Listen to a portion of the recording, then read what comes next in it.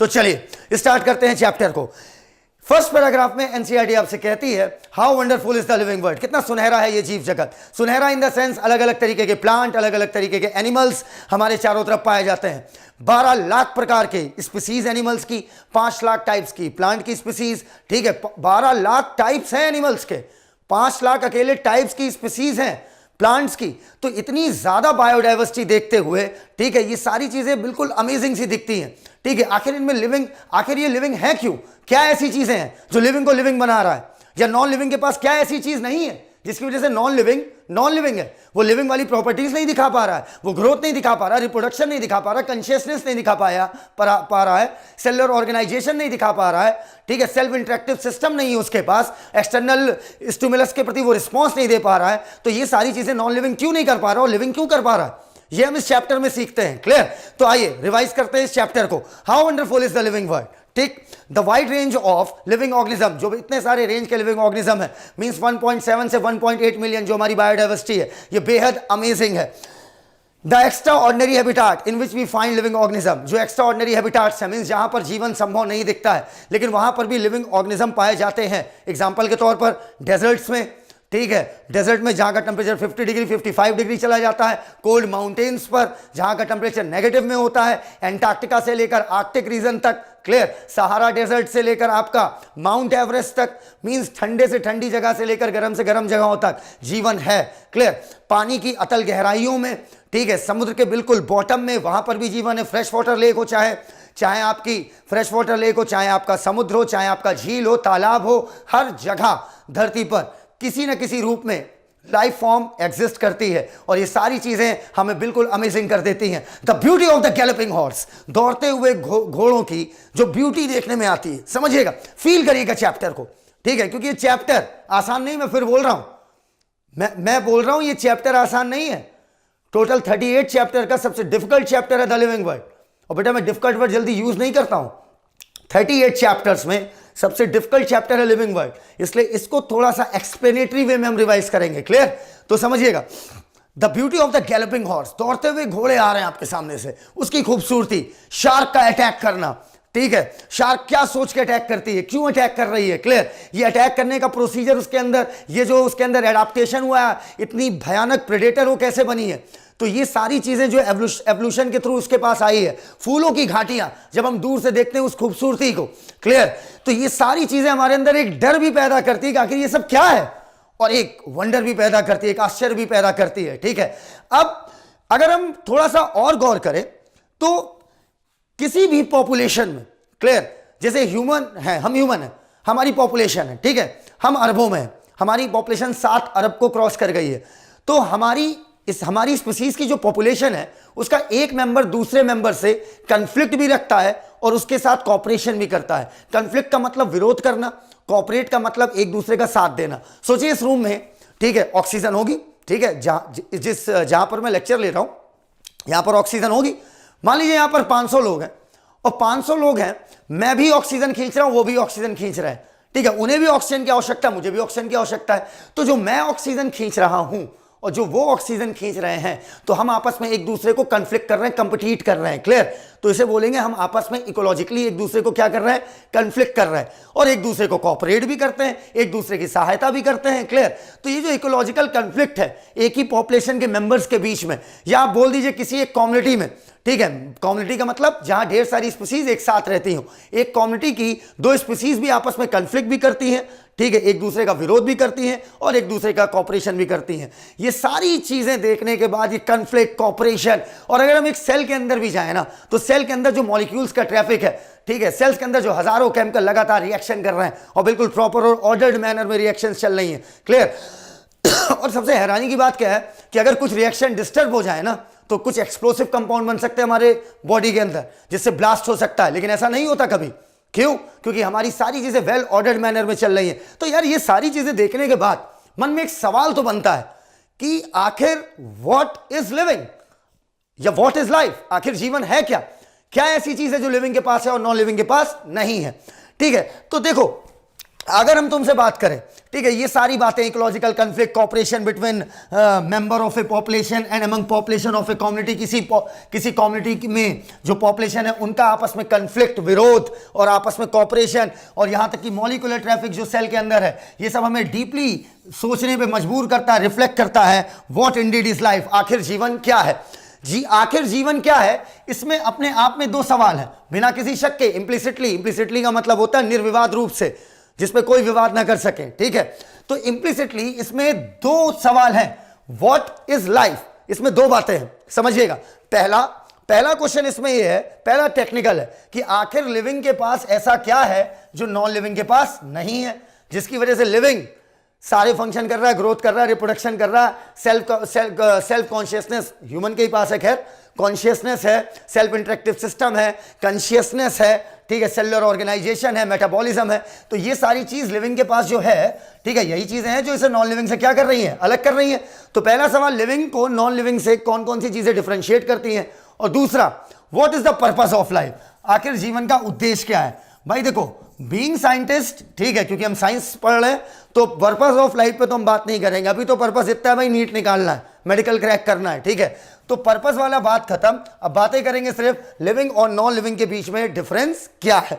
सभी living organism, चाहे वो किंगडम मोनेरा को हो, किंगडम प्रोटिस्टा को हो, किंगडम फंजाई के हो, चाहे किंगडम प्लांटी को, चाहे किंगडम एनिमेलिया के हो, सभी लिविंग ऑर्गेनिज्म ग्रोथ जरूर करेंगे। यूनिसेलुलर पे है, अगर यूनिसेलुलर ऑर्गेनिज्म है, ठीक है, मतलब किंगडम मोनेरा का मेंबर है, तो वो क्या करेगा, वो अपनी सेल का साइज बढ़ाएगा, ठीक है, या वो क्या करेगा, अपनी सेल को डिवाइड करके एक सेल से कितनी सेल बना देगा, दो सेल बना देगा।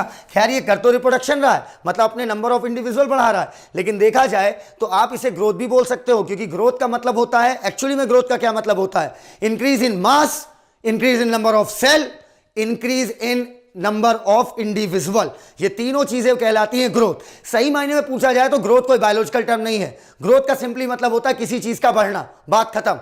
ग्रोथ का मतलब होता है किसी चीज का बढ़ना, चाहे पैसा बढ़ रहा है तो आप बोलोगे पैसे की ग्रोथ हो रही है, कंपनी बढ़ रही है, कंपनी की ग्रोथ हो रही है, ठीक है, टीचर का नाम बढ़ रहा है, टीचर के नाम की ग्रोथ हो रही है, क्लियर। तो ग्रोथ का मतलब होता है बढ़ना, इंक्रीजिंग एनीथिंग इज ग्रोथ, कोई भी चीज बढ़ रही वो ग्रोथ है। लेकिन बायोलॉजी में का डिफाइन करना हो तो तीन बातें याद रखना, increase in number of cell, increase in number of individual, increase in mass, ये तीन क्या है आपकी ग्रोथ की प्रॉपर्टीज हैं। अगर इनमें से दो ट्विन कैरेक्टरिस्टिक कहलाती हैं, वो क्या है, increase in mass and increase in number of individual, ये दोनों ग्रोथ की ट्विन कैरेक्टरिस्टिक कहलाती हैं, क्लियर। अब आगे बढ़ते हैं। अगर कोई मल्टीसेलुलर ऑर्गेनिज्म है, मल्टीसेलुलर ऑर्गेनिज्म जो होते हैं वो भी ग्रोथ करते हैं, लेकिन उनकी ग्रोथ किसके थ्रू होती है बेटा, सेल डिवीजन के थ्रू। प्लांट और एनिमल में लेकिन ग्रोथ करने का जो तरीका होता है वो थोड़ा डिफरेंट है। देखो, प्लांट में जो ग्रोथ होती है और जो एनिमल में ग्रोथ होती है, इनमें टाइम पीरियड का डिफरेंस आता है। प्लांट में जीवन पर्यंत ग्रोथ होती है, क्लियर, अर्थात इनके जीवन के लास्ट टाइम तक प्लांट ग्रोथ कर सकते हैं, अपनी लीव्स पैदा कर सकते हैं, अपनी लेंथ बढ़ा सकते हैं। आप प्लांट काटते हो दोबारा वो उगाता है, लेकिन क्या मैं अपना हाथ काटूंगा क्या दोबारा आ जाएगा, नहीं, क्योंकि एनिमल्स में ग्रोथ जो है वो एक सर्टेन एज तक होती है, उसके बाद एक वक्त के बाद आपकी हाइट बढ़ना, आपका साइज बढ़ना क्या हो जाता है, बंद। तो प्लांट में ग्रोथ लाइफ टाइम होगी, लेकिन एनिमल में सर्टेन एज के बाद ग्रोथ बंद हो जाएगी। लेकिन उसके बाद भी अगर मान लीजिए मुझे चोट लग जाए, क्योंकि मैं एनिमल किंगडम से बिलोंग करता हूं तो मैं अपना एग्जांपल ले रहा हूं, अगर मुझे चोट लग जाए तो चोट लगने के बाद अगल बगल की सेल्स डिवाइड करके क्या करेंगी, मेरे घाव को भर देंगे। तो एनिमल में सेल डिवीजन हो सकता है, लेकिन जैसी ग्रोथ की मैं बात कर रहा हूं, ठीक है, वो ग्रोथ जो प्लांट में होती है लगातार होती रहती है पूरे लाइफ टाइम, वो एनिमल में नहीं होगा। एनिमल में सर्टेन एज तक होगी, ठीक है। एनिमल में ये हो सकता है कि आपकी जैसे कुछ सेल लॉस हो गई, चोट चपेट लग गई आपको, तो उसकी भरपाई करने के लिए सेल डिवीजन हो सकता है, उस केस में थोड़ी मोड़ी ग्रोथ देखी जा सकती है। अगर आप चाहें तो आप किसी भी यूनिसेलुलर ऑर्गेनिज्म की ग्रोथ अगर आप देखना चाहें तो आप काउल्टी काउंटर नाम की मशीन का यूज कर सकते हैं, या आप चाहें तो माइक्रोस्कोप की मदद से किसी पेट्री डिश में बैक्टीरिया को कल्चर करा के माइक्रोस्कोप की मदद से पर सेंटीमीटर स्क्वायर आप बैक्टीरिया गिन लीजिए, और गिन सेंटीमीटर ज्यादा हो जाएगा पर mm स्क्वायर, ठीक है, आप बैक्टीरिया गिन लीजिए कितने हैं, थोड़ा टाइम लगेगा, या और छोटा वॉल्यूम ले लीजिए या एरिया ले लीजिए, उतने में गिन लीजिए, मल्टीप्लाई कर दीजिए पूरे एरिया से। तो इस तरीके से आप माइक्रोस्कोप की मदद से किसी पेट्री डिश में पल रहे बैक्टीरिया को आप काउंट करके बता सकते हैं कि उसने कितनी ग्रोथ करी, अर्थात उसने कितनी बार सेल डिवाइड कर करके अपनी जनसंख्या बढ़ाई, ठीक है। अब समझना मेरी बात अच्छे से, मैं क्या कह रहा हूं कि यूनिसेलुलर और मल्टीसेलुलर में, ये अच्छा पॉइंट है, यूनिसेलुलर और मल्टीसेलुलर में ग्रोथ और रिप्रोडक्शन का एक लफड़ा आता है। आओ देखते हैं लफड़ा क्या है।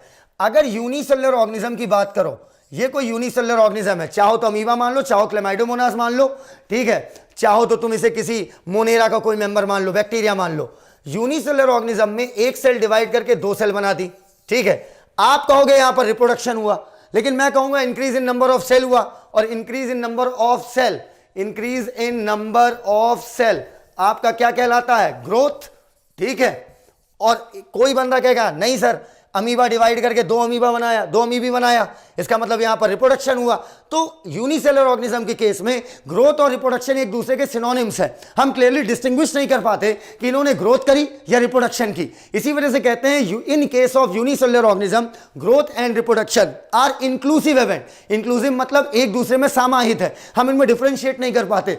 एक वैज्ञानिक अगर इसे कहेगा कि नंबर ऑफ सेल बढ़ी इसलिए मैं इसे ग्रोथ बोलूंगा, दूसरा कहेगा नहीं उसने रिप्रोडक्शन किया, ठीक है। तो यूनिसेलुलर ऑर्गेनिज्म में ग्रोथ और रिप्रोडक्शन इंक्लूसिव है, ठीक है, समाहित है एक दूसरे में, ठीक है। लेकिन यही मल्टीसेलुलर ऑर्गेनिज्म के केस में अगर किसी की हाइट बढ़ रही है तो आप कहोगे ग्रोथ हुआ, अगर आपके घर के अगल बगल किसी के बेबी हुआ तो आप कहोगे नहीं रिप्रोडक्शन हुआ। मींस ग्रोथ और रिप्रोडक्शन में हमारे मल्टीसेलुलर केस में, मल्टीसेलुलर ऑर्गेनिज्म के केस में, हायर प्लांट्स हायर एनिमल के केस में ग्रोथ और रिप्रोडक्शन बिल्कुल अलग अलग चीज है, एक्सक्लूसिव इवेंट है। एक्सक्लूसिव का मतलब अलग अलग, इंक्लूसिव का मतलब समाहित, एक जैसे। तो in case of unicellular organism growth and reproduction are inclusive, in case of multicellular organism growth and reproduction are exclusive घटना है, ठीक है। अब मैं क्या कह रहा हूं सुनना, ग्रोथ जो है आप समझिएगा, ग्रोथ लिविंग ही नहीं करता है, ग्रोथ नॉन लिविंग भी करता है, समझना। अगर हम बात करें माउंटेन्स की, बोल्डर्स की, बोल्डर्स का मतलब मिट्टी के टीले, ठीक है, जो मिट्टी के टीले रेगिस्तान में बनते हैं, कभी बनते हैं, हवा तेज चलती है, फिर वहां से उड़ जाती है मिट्टी, कहीं और चली जाती है।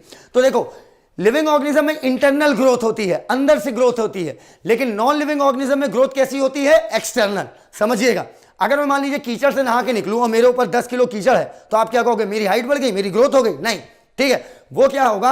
आप कहोगे नहीं सर ये एक्सटर्नली है। तो लिविंग ऑर्गेनिज्म में ग्रोथ वर्ड सिर्फ बोलना अधूरापन है।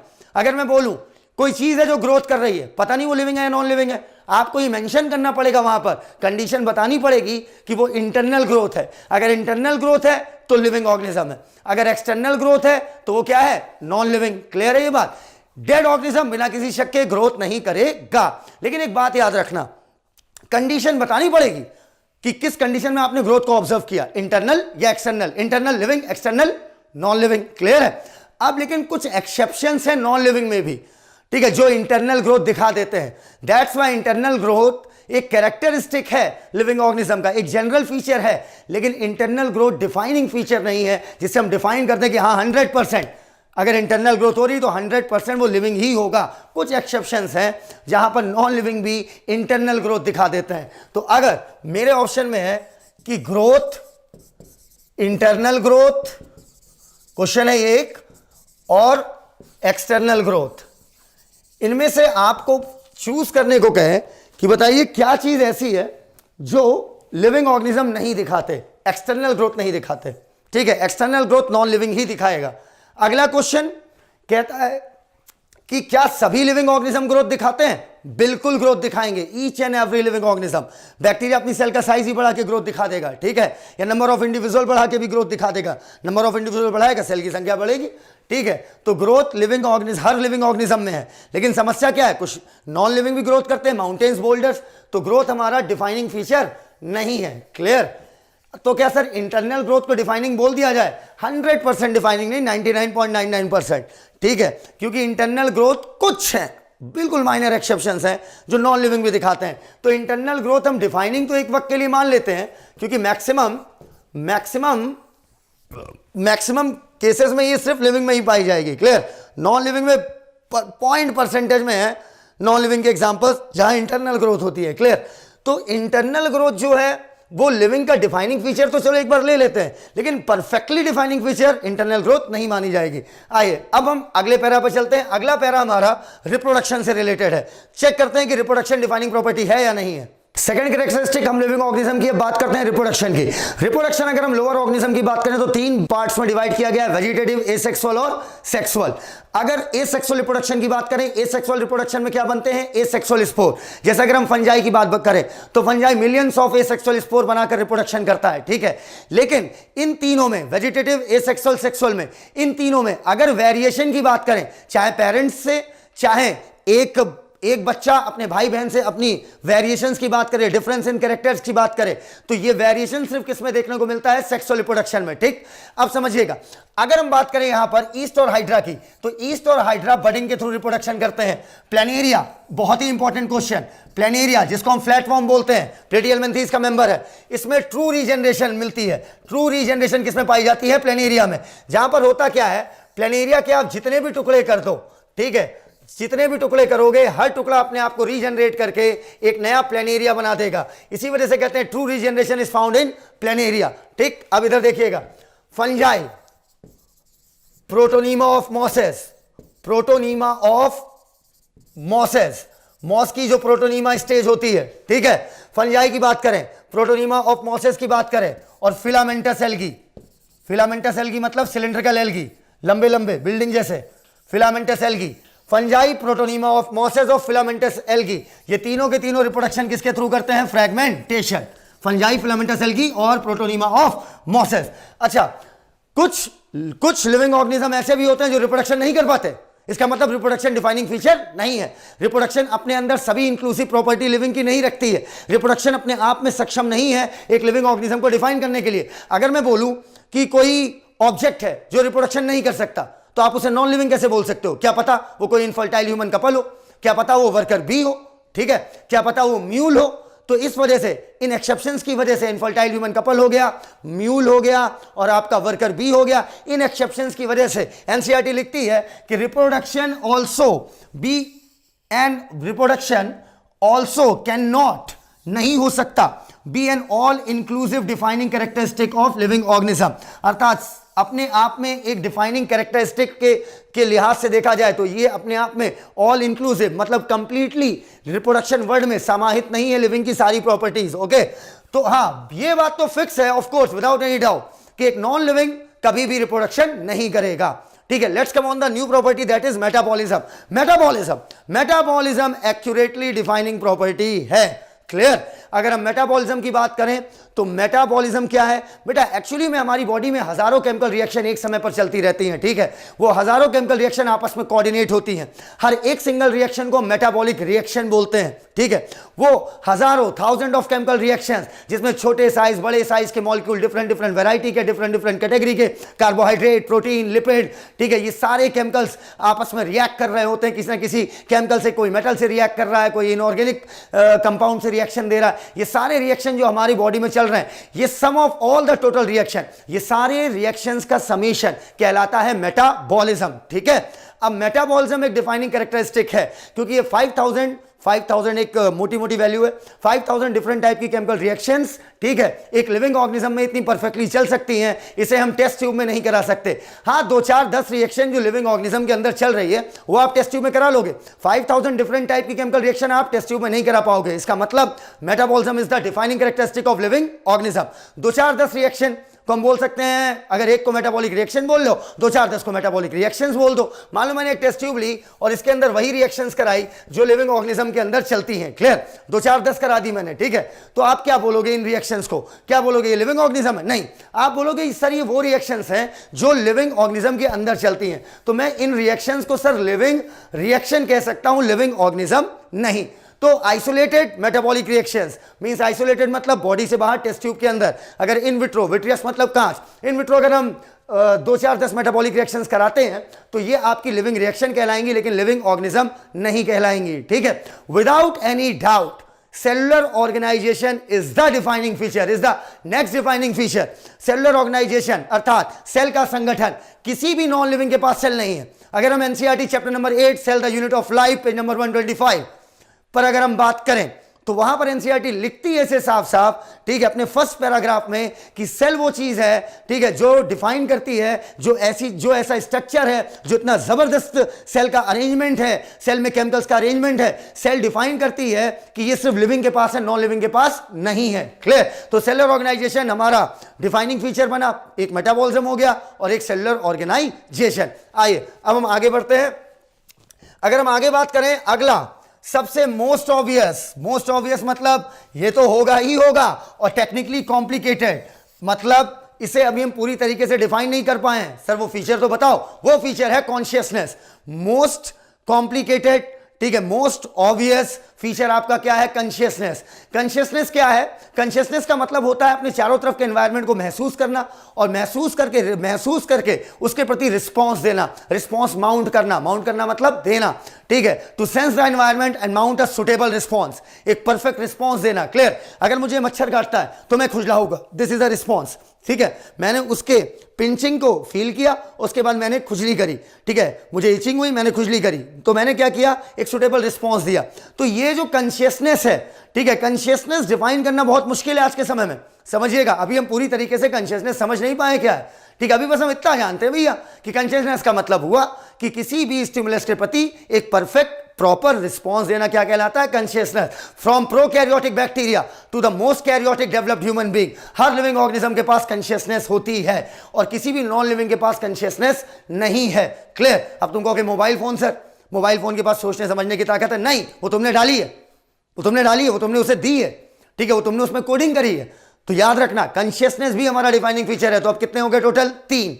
कौन कौन से बेटा? मेटाबॉलिज्म, कॉन्शियसनेस और आपका सेलुलर ऑर्गेनाइजेशन। और चौथे नंबर पे लाएंगे तो हम ले आएंगे इंटरनल ग्रोथ को। ग्रोथ नहीं, ग्रोथ गलत हो जाएगा, इंटरनल ग्रोथ। अगर हम बात करें कॉन्शियसनेस की तो कॉन्शियसनेस प्लांट के पास भी होती है और एनिमल के पास भी होती है। जैसे बहुत सारे प्लांट होते हैं जो आपके शेडी एरियाज में रहना पसंद करते हैं, जैसे ब्रायोफाइट, ठीक है। बहुत सारे प्लांट होते हैं जिनको अच्छी खासी लाइट चाहिए होती है। तो अब आप ये बताओ, जैसे हेलियोफाइट्स, हेलियो का मतलब होता है सन, फाइट का मतलब होता है प्लांट, ठीक है। ब्रायोफाइट शेडी रीजन में पाया जाना चाहता है, वहीं पर हेलियोफाइट्स जो होते हैं वो आपके ऐसे जगह रहना चाहते हैं जहां पर सूर्य की रोशनी बहुत सारी पड़ रही हो। तो इसका मतलब प्लांट पक्का सेंस कर रहा है, प्लांट सेंस कर रहा है कि कहां पर लाइट कम है और कहां पर लाइट ज्यादा है। इसका मतलब प्लांट रिस्पांस देता है, प्लांट के पास भी कॉन्शियसनेस है, अर्थात प्लांट लाइट के प्रति रिस्पांस देता है, ठीक है। बहुत सारे प्लांट हैं जो हाइड्रोफाइट्स हैं, बहुत सारे हैं जो मीजोफाइट हैं और बहुत सारे हैं जो जीरोफाइट हैं।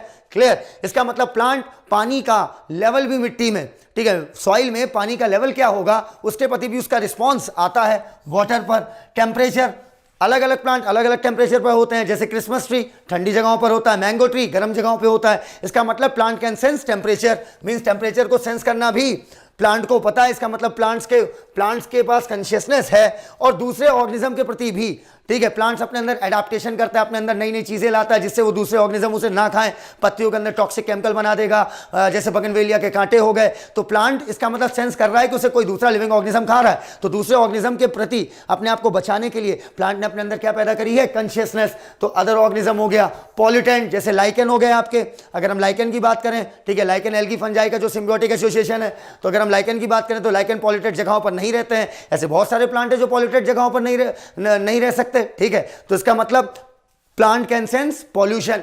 तो if plant is sensing light, water, temperature, other organism, pollutant, इसका मतलब प्लांट के पास कॉन्शियसनेस है। क्लियर? अच्छा, अगर हम बात करें फ्रॉम प्रोकैरियोट टू यूकैरियोट, ठीक है, सब अपने एनवायरनमेंट को सेंस कर सकते हैं और रिस्पॉन्स करते हैं एनवायरनमेंट के प्रति।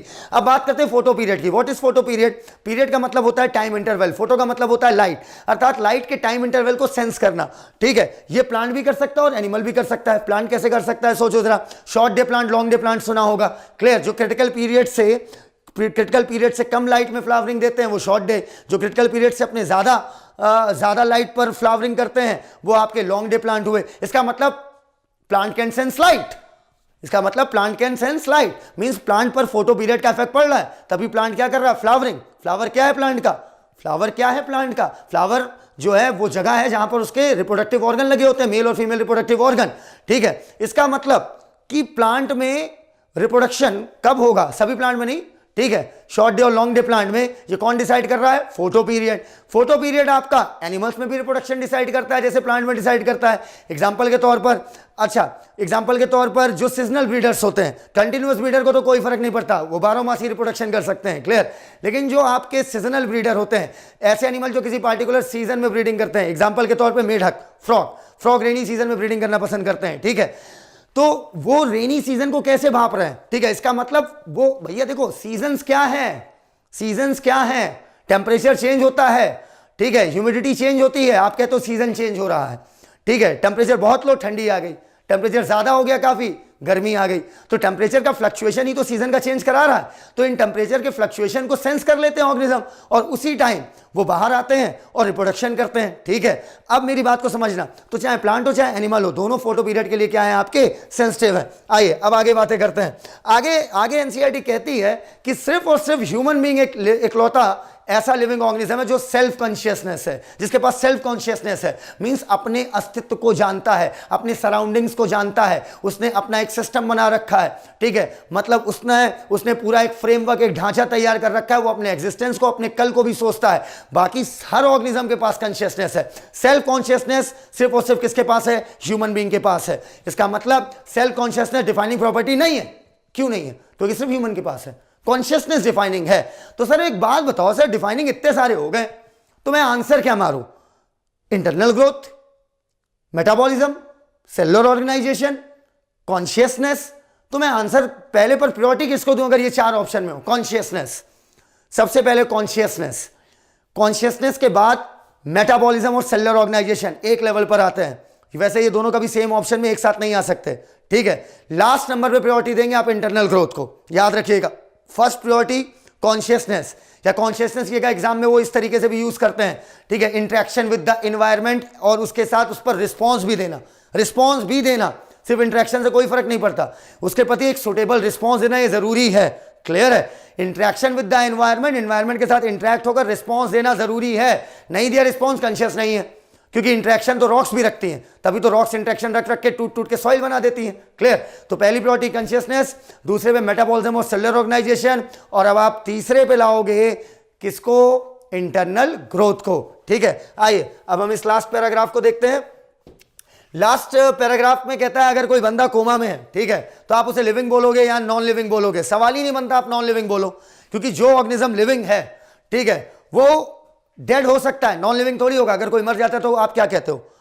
अगर कोई मर जाता तो क्या कहते हो कि भैया फलाने नॉन लिविंग हो गए? नहीं, आप कहते हो डेड हो गए। तो सवाल ही पहले तो गलत पूछा एनसीईआरटी ने कि लिविंग है या नॉन लिविंग होगा अगर एक बंदा कोमा में। देखो एक बंदा कोमा में है तो वो मेडिसिन के प्रति रिस्पॉन्स तो दे रहा है, इसका मतलब उसके पास कहीं ना कहीं बहुत ही लिटिल लेवल पर थोड़ी ही सही पर कॉन्शियसनेस है। और कॉन्शियसनेस है तो आप नॉन लिविंग तो सवाल ही नहीं बनता, आप डेड भी नहीं बोल सकते। समझ में आ गई बात? भले वो वापस कभी ना आए जीवन में, ठीक है, वापस मतलब वो कभी भी उसके पास एक जनरल नॉर्मल सेल्फ कॉन्शियसनेस वापस भले ना डेवलप हो, लेकिन कॉन्शियसनेस तो है, तभी वो मेडिसिन के प्रति क्या दे रहा है? रिस्पॉन्स दे रहा है। ठीक है, लास्ट पैराग्राफ अब हम देखते हैं। लास्ट पैराग्राफ कायदे से देखिएगा, काफी गहरा पैराग्राफ है। शुरू के 3 पन्ने ना बेटा बहुत बातें कर जाते हैं। चलिए लास्ट पैरा पे बात करते हैं। लास्ट पैराग्राफ आपका कहता है कि किसी भी बड़ी चीज की प्रॉपर्टी, ठीक है, इस बात पर नहीं डिपेंड करती कि वो जिन छोटी छोटी चीजों से बना है उनकी पर्सनल प्रॉपर्टी क्या है। ठीक है, वो इस बात पर डिपेंड करती है कि ये बड़ी चीज जिन जिन छोटी छोटी चीजों के मिलने से बनी है, इनका आपस में इंटरेक्शन कैसा है। क्लियर? अब छोटी चीज में अगर आप चाहो तो आप सेल ऑर्गेनेल ले लो। सेल ऑर्गेनेल मिलकर क्या बनाती हैं? सेल। ठीक, तो सेल की प्रॉपर्टी इस बात पे नहीं डिपेंड करती, ठीक है, कि उनके सेल ऑर्गेनेल की पर्सनल प्रॉपर्टी क्या है। ठीक है, इस बात पर डिपेंड करती है कि उनका आपसी इंटरेक्शन कैसा है। एग्जांपल के तौर पर यहां पर एक सेल ऑर्गेनेल मैं ले रहा हूं माइटोकॉन्ड्रिया, एक ले रहा हूं क्लोरोप्लास्ट, एक ले रहा हूं राइबोसोम। माइटोकॉन्ड्रिया एरोबिक रेस्पिरेशन करके एनर्जी बनाएगा, क्लोरोप्लास्ट का काम है फूड बनाना, और राइबोसोम का काम है प्रोटीन बनाना। सबके अपने अलग अलग फंक्शन है, लेकिन सेल का काम क्या है? सेल का कुल मिला के एक ही काम है, खुद को जिंदा रखना। क्लियर? तो खुद को सेल कैसे जिंदा रख पा रही है? इनके आपसी इंटरेक्शन की वजह से। अगर राइबोसोम कोऑर्डिनेट ना करे क्लोरोप्लास्ट और माइटोकॉन्ड्रिया के साथ, तो क्या क्लोरोप्लास्ट और माइटोकॉन्ड्रिया के अंदर पाए जाने वाले राइबोसोम, इनके अंदर राइबोसोम पाए जाते हैं, तो क्या इनके अंदर प्रोटीन बनाएगा? नहीं बनाएगा। प्रोटीन नहीं बनेगी, एंजाइम नहीं होंगे, रिएक्शन तेज नहीं चलेगी, अल्टीमेटली सेल मर जाएगी। तो सेल की जो प्रॉपर्टी है खुद को जिंदा रखना, वो किस पर डिपेंड करती है? इनकी पर्सनल प्रॉपर्टीज पर नहीं, इनकी आपसी इंटरेक्शन पर। क्लियर? आओ अब दूसरा एग्जांपल ले लेते हैं यहीं पर। अगर हम दूसरा एग्जांपल ले तो छोटी छोटी चीजें जहां पर मिलकर कोई बड़ी चीज बना रही है, तो बात कर लेते हैं सेल्स मिलकर टिश्यू बना रही है। ठीक है, सेल्स मिलकर टिश्यू बना रही है, तो टिश्यू की जो प्रॉपर्टी इमर्ज होकर आती है वो इस बात पर नहीं डिपेंड करती कि इन सेल्स की पर्सनल प्रॉपर्टी क्या है, बल्कि वो इस बात पर डिपेंड करती है कि इनका आपसी इंटरेक्शन कैसा है। क्या ये बात एकदम क्लियर हो गई है? आइए अब आगे बातें करें। देखो कोई भी ऑर्गेनिज्म है, समझना कायदे से इस बात को, उसके पास सेल 100% होगी, ठीक है, लेकिन मैं फिर फोकस करा रहा हूं, ये 3 पेज बहुत अलर्ट होकर पढ़ना। कॉन्शियसनेस ही आंसर ठोकना है। Consciousness is the most defining property, got it. In interactions की वजह से नई नई प्रॉपर्टी इमर्ज होकर बाहर आ रही है, क्लियर। अगर हम बात करें एक लिविंग ऑर्गेनिज्म की, तो लिविंग ऑर्गेनिज्म सेल्फ इंटरेक्टिव, ठीक है, आपस में ही अपने ही अंगों में, ठीक है, या अगर कोई टिश्यू लेवल का ऑर्गेनिज्म है तो अपनी ही सेल्स के बीच में आपस में कोऑर्डिनेट करता है। सेल्फ इंटरेक्टिव रेगुलेटिव सिस्टम है एक लिविंग ऑर्गेनिज्म, क्लियर, जिसके अंदर इमर्जेंस है। इमर्जेंस खैर नॉन लिविंग में भी है, पानी का एग्जांपल लिया था मैंने, ठीक है। तो ये सारी चीजें इमरजेंस पैदा करती हैं, ठीक है। छोटी छोटी चीजें की पर्सनल प्रॉपर्टीज पर कोई फर्क नहीं पड़ता, मैं फिर फोकस कर रहा हूं इनके आपसी इंटरेक्शन से। इनके आपसी इंटरेक्शन से जो बड़ी चीज बन रही है, ठीक है, उसकी प्रॉपर्टी डिसाइड होगी, क्लियर। तो यहां पर एनसीईआरटी लिखती भी है कि these interaction result in the emergent property at higher level of organization। जैसे सेल ऑर्गेनल से टिश्यू, सेल ऑर्गेनल से जैसे मॉलिक्यूल्स मिलकर सेल ऑर्गेनल बनाए, सेल ऑर्गेनल मिलकर सेल बनाई, सेल मिलकर टिश्यू बनाया। तो लगातार जो नई नई प्रॉपर्टी बड़े लेवल पर इमर्ज होती आ रही है, वो छोटी छोटी चीजों के इंटरेक्शन से है, क्लियर। और ये बात ट्रू है हर लेवल की हायरार्की के ऊपर। अच्छा, अंत में हम ये कह सकते हैं लिविंग ऑर्गेनिज्म सेल्फ रेप्लिकेटिंग है, इवॉल्विंग है, एवोल्यूशन हो रहा है, ठीक है, सेल्फ रेगुलेटिव इंटरेक्टिव सिस्टम है। लेकिन ये सारी चीजें डिफाइनिंग नहीं, defining again consciousness, then cellular organisation, metabolism, then internal growth, clear. Biology is the story of life on earth, biology is the story of evolution, ठीक है। अर्थात कैसे जीवन का विकास हुआ है, अर्थात कैसे यहां पर जीवन की उत्पत्ति हुई है, जीवन का विकास हुआ है। अब biology is the study of different life form, अलग अलग जीवन के अलग अलग जीवन के स्वरूपों को समझना, जानना, उनकी एनाटॉमी, उनकी बायोकेमिस्ट्री, ठीक है, उनकी जेनेटिक्स को समझना, ठीक है, उनके डीएनए को समझना, उनके कैरेक्टर्स को समझना। ये सारी कहानी किसकी है? बायोलॉजी की। ऑल द लिविंग ऑर्गेनिज्म, सभी लिविंग ऑर्गेनिज्म, चाहे कभी पास्ट में रहे हो, ठीक है, जैसे डायनासोरस, आर्कियोप्टेरिक्स, चाहे आज हो जैसे हम आप, ठीक है, चाहे भविष्य में इवॉल्व होकर कोई नई स्पीसीज बने, हम सब में एक कनेक्शन है। और वो कनेक्टिंग लिंक क्या है? डीएनए। लेकिन मेरा डीएनए और डायनासोरस का डीएनए, ठीक है, मेरा डीएनए और डायनासोरस का डीएनए, या मेरा डीएनए और आपका ही डीएनए क्या 100% सेम है? नहीं। या मेरा डीएनए और भविष्य में जो स्पीसीज इवॉल्व होकर बनेंगी, क्या हम सबका डीएनए 100% है, सेम है? नहीं।